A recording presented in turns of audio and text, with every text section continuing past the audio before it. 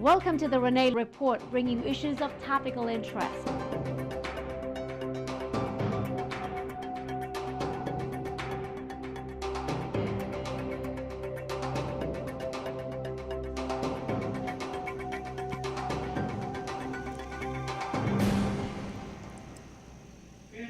Hello everyone, I'm Renee and welcome to the Renee Report, bringing you issues of topical interest.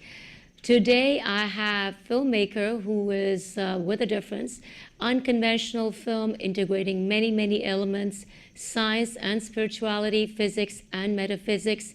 It's the intersection of these two, as well as art, music, all together compiled in The Wisdom Tree. It's a feature film, and it's a very unconventional film, and it was shot in Northern California. And we're talking to Sunil Shah. He's the writer-director of The Wisdom Tree. And joining him is his wife at the same time. She's a producer, Renu, Vora. And thank you so much for joining us. I know that you're taking this film in many screening places in New York, New Jersey, Long Island. And it's a 7-year journey that you folks took to make this film. So, coming into fruition, making this dream come true from the to the execution, the completion, has been a very long journey. And this film is a journey about consciousness, about life, as I said, intersection of science and spirituality. So tell us a little bit about this film and why it's called The Wisdom Tree. So is it giving us this new shift in paradigm? Yes, you're absolutely right. The film definitely gives a new shift in paradigm. It actually, the idea behind making this film is to shake up people's beliefs and look at things which we are not able to perceive. As the Eastern mysticism says, everything is an illusion. What it means is there is a reality out there, but what we are able to perceive is an illusion. We are not able to perceive the reality as it is. That's what Eastern mysticism has been saying for ages. In last 90 years, cutting-edge science, quantum physics, is finding exactly same that what we perceive as subatomic level is not reality. It's an illusion. So it's amazing that something which was written thousands of years ago in Eastern scriptures and something what cutting-edge modern science is finding, they are very similar. This film, through a fictional, mysterious journey, tries to bind cutting-edge modern science, quantum physics and neuroscience, with Eastern mysticism via fine art and Indian classical music. So it's kind of a science meets art meets mysticism. That's very interesting. I mean, very few filmmakers would bring in so many components. When we're talking of the age-old wisdom of our sages and seers, Eastern philosophy, and here we see the cutting edge of scientific findings, and they both have a common core over here we're talking about. What made you write this kind of a film? Is it because you were looking for answers of, in life? Yes, in part that's true. Like around 25 years ago, I came across a great book written by a nuclear physicist, UC Berkeley nuclear physicist, Dr. Fritjof Capra, called The Tao of Physics. The book compares quantum physics with Eastern mysticism. And since then, I've read hundreds of books and research papers non-stop, continuously over the last 25 years. It is not just hobby or passion, it's my life. And then I dig deep into quantum physics. I'm a software engineer, I'm a trained engineer, I'm not a quantum physicist. So I had to dig deep down into quantum physics just to satisfy my curiosity. And the same thing about Eastern mysticism. So I spent many years researching these things. And then I felt I need to make more people aware about these amazing similarities. And that's the reason I decided to make a feature film, not a documentary, so that I can go to a little wider audience. Though these are difficult subjects, through a fictional story, through real life characters, their journey, it's little easier for me to convey deeper scientific discoveries as well as deeper meaning of Eastern spirituality and mysticism. Now, Renu, tell us, you produced the film, and I know obviously you're convinced what your husband was writing and directing. Give us an idea. It's about a car accident, a mysterious car accident. Is that what the story is all about? So the film starts with a mysterious car accident, and then what follows is Sunil can tell it much better than me. Sunil, you want to say the story, how it unfolds? It's basically it starts with a mysterious car accident. It starts with a typical crime scene drama, but then very soon, in 20 minutes or so, it turns into a much deeper quest by these three characters: a quantum physicist, a neuroscientist played by Sheetal Sheth, and an FBI agent. These three characters come together, and they're trying to figure out what happened on that fateful night. They're just trying to figure out a simple car accident, a mysterious car accident. And then one thing leads to another. As they solve one part of the mystery, next day they have 100 more questions. And slowly they begin getting clues from their personal lives. Science and art and music and mysticism. And the mystery keeps deepening and deepening until we figure out what's going on, which I can't tell. It's a mystery, but I can bet, and nobody would be able to guess.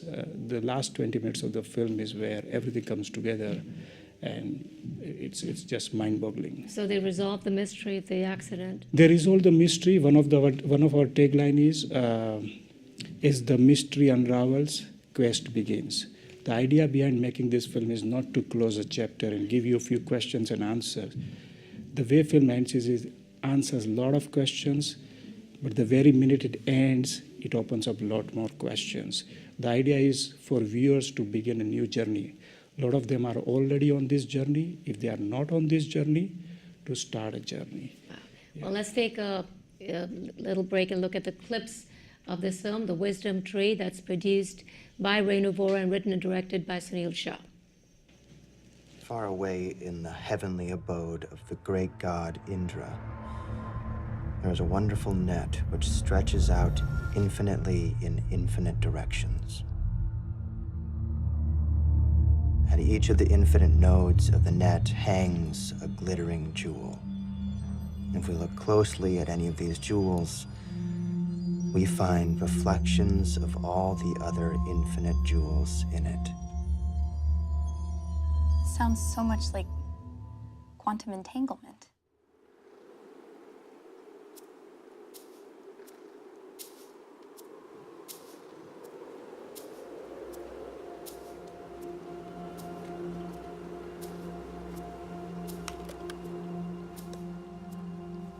He's interested in the fundamental laws governing the subatomic world.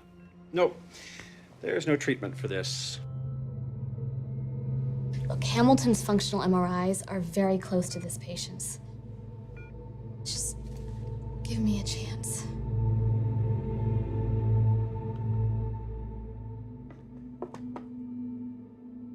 Trust me. It's the only way you're going to get back your position. Or your respect. Someone's trying to kill him? Well, it's more like someone doesn't want me to succeed. When did he get in the car? I have no idea. Functional MRI showed unexpected dormant neuron activity. But then, someone discovered a major flaw in the way she had derived those equations. I've always felt her around me. You think she's alive? It's the death of a little girl. Yeah. And these seem to be increasing in some sort of a rhythmic pattern. What kind of pattern? I'm not sure. That was little snippets from The Wisdom Tree, produced by Renu, Vora, written and directed by Sunil Shah. We have seeing screenings in the tri-state area right now, shot in Northern California, and raises a lot of questions about life and consciousness and the intersection of quantum physics with Eastern philosophy, or can we say Vedanta. And it's about a neuroscientist, an FBI agent, as well as a quantum physicist who are trying to unravel this mystery. And then we see this shift in paradigm as the mystery is resolved, but then opens up a whole plethora of more questions about what life is all about. So tell us a little bit about your your cast. I know it took 7 years, and you had went through many, many challenges. Your first film, so and you kept on because I think you were convinced that this is what you wanted.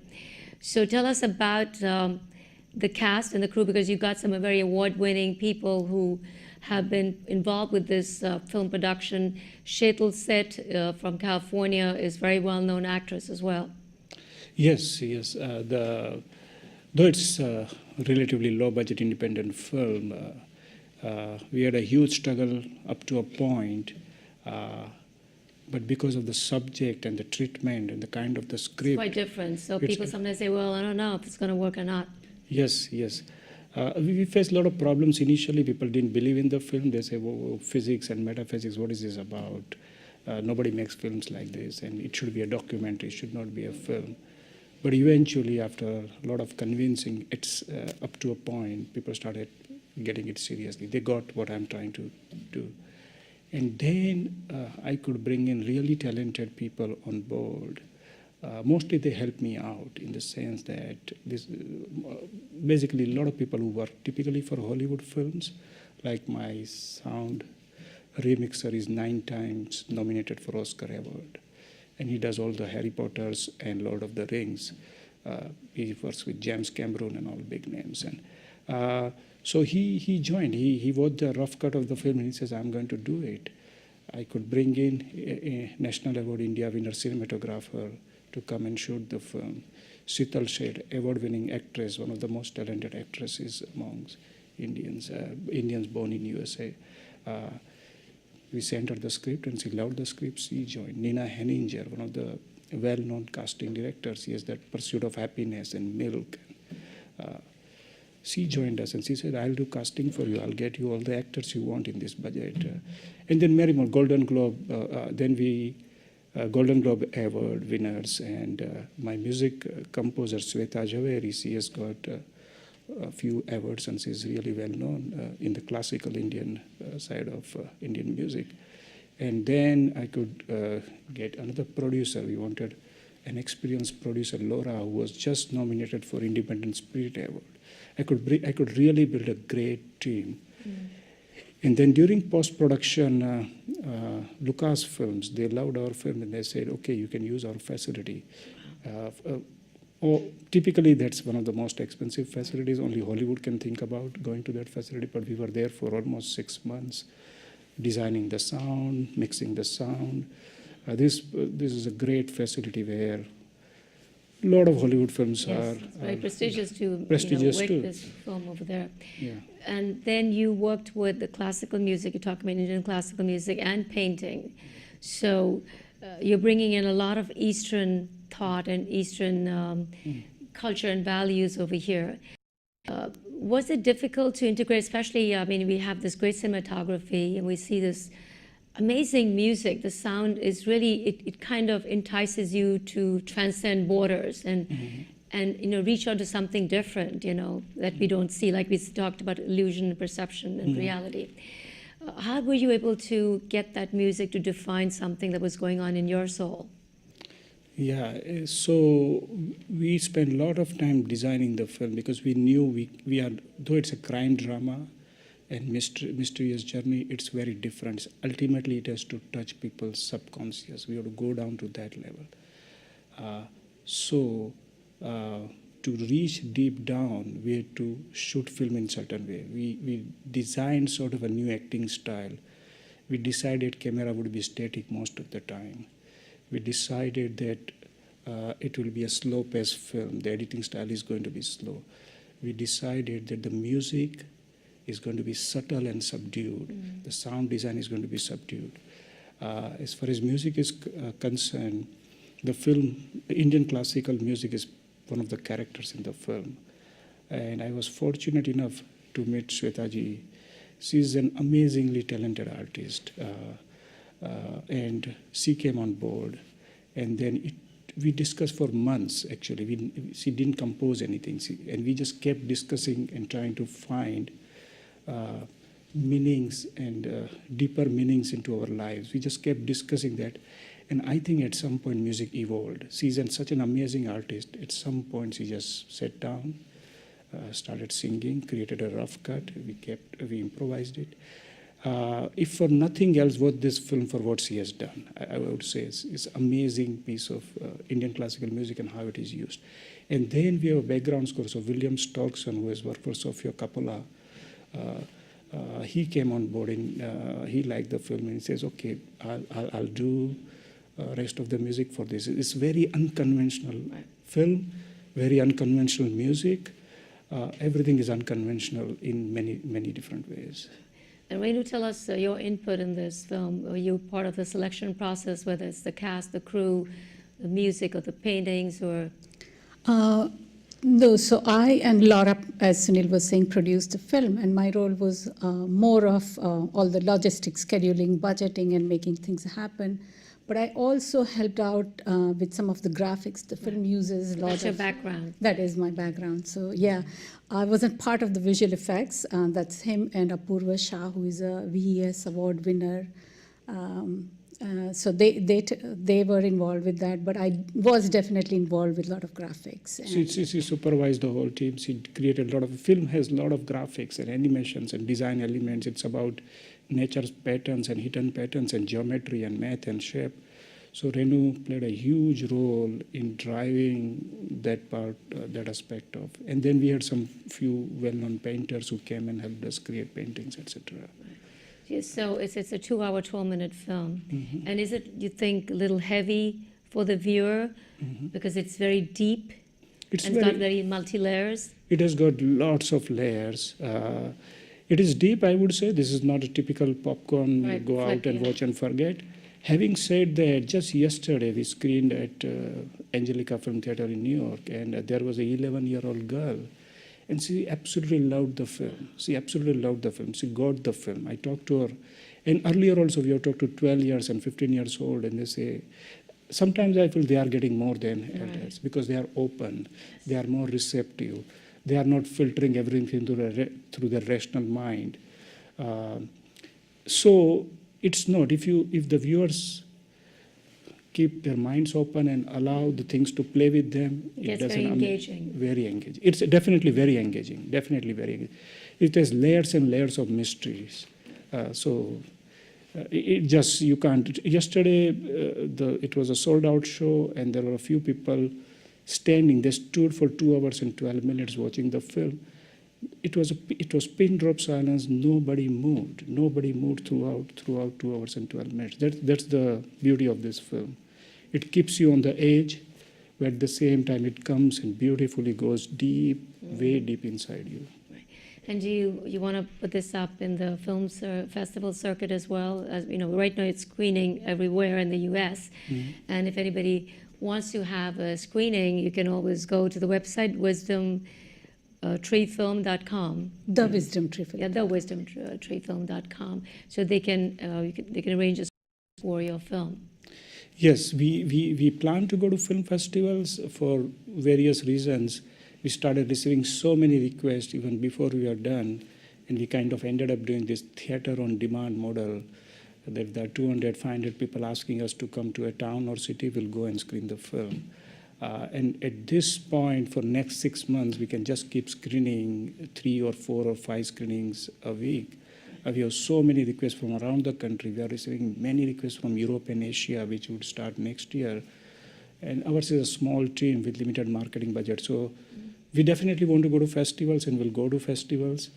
But somehow, for whatever reason, the way it worked out is we are going to people who want to watch the film, who are almost demanding, forcing every day. If you go to our Facebook page, people write every day, bring it to my town, please bring it to my town, I'm waiting for this film. So we are just going after that at this point. We see that most independent filmmakers have that tenacity and the perseverance and the persistence to show what they are, what they have in their mind and they want to project on the screen. But at times it gets very challenging because, like a first film, a new filmmaker trying to, make it and happen, and so that it makes it successful, and people come back and have a message that they take away from the film. Do you feel it's been very challenging for you, especially with the story that has not been delved so many times in the way you have done it? it has been challenging. Particularly, it's my first film, and it's a very complex film from every angle, not only from story point of view, execution. Typically, independent films, you don't see animations and visual effects because this is a sci-fi. This is a sci-fi mystery spiritual drama. So there are so many elements. I would advise anybody who's making their first film not to attempt something like this. Having said that, I was lucky. Renu was always with me throughout for last 7-8 years, and she helped out. She took a lot of what is the right word? A lot of my pains away. She helped me build a great team, and with the help of this great team, I could do this. This is not a single person. It's a very complex. It's a teamwork. Are you going to have another film? Was like a sequel to this? Yes, most likely yes, because though we have been screening only for a few months, there are so many requests coming that we want more of this. Don't stop here. Yes. And we have some ideas about how to go about it. There is a basic story ready at this point. It would take us 1 or 2 years before we actually kick off that project, but at this point I feel 95% a chance it would happen. Renu, what are your final thoughts on this film? I think it's just one of the most unique films one would come across, and coming from an Indian filmmaker, totally different, unique. If any of the subjects the film deals with, or if you like experimental cinema or meaningful cinema, I would just say definitely go watch the film. That's right. Well, Wisdom Tree, I think it's experiment with truth and reality and consciousness and what we're all about. And Sunil, Shah and Renu, Vora have done this, and it's been screened all over in the US. And before we end the show, we'll take a little look again at some of the snippets from the Wisdom Tree. I'm Renee. Thank you so much for watching the Renee Report.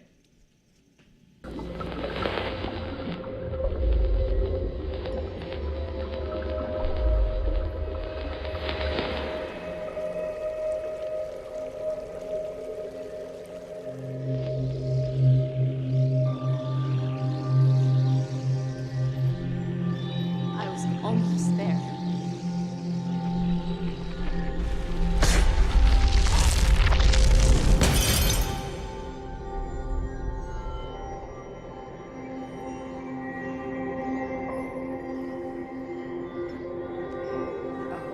I don't know why it's taken this unexpected turn.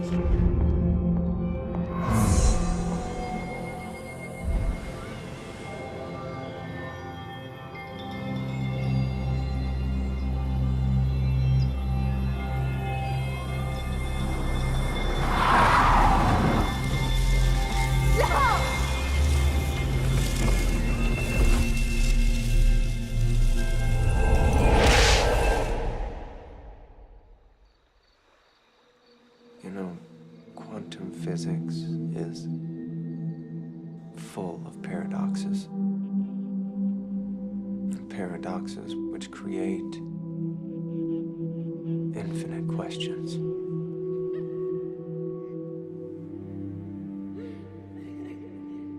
Instead of struggling with the answers, look at the questions. Do you really need answers? It all depends on what you want it to be.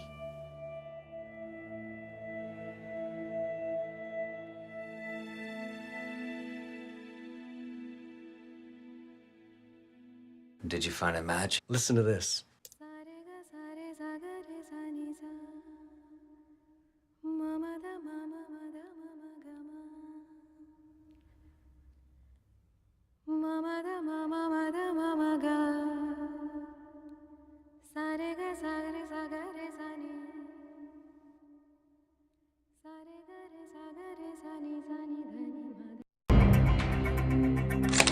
Welcome to the Renee Report, bringing you issues of topical interest.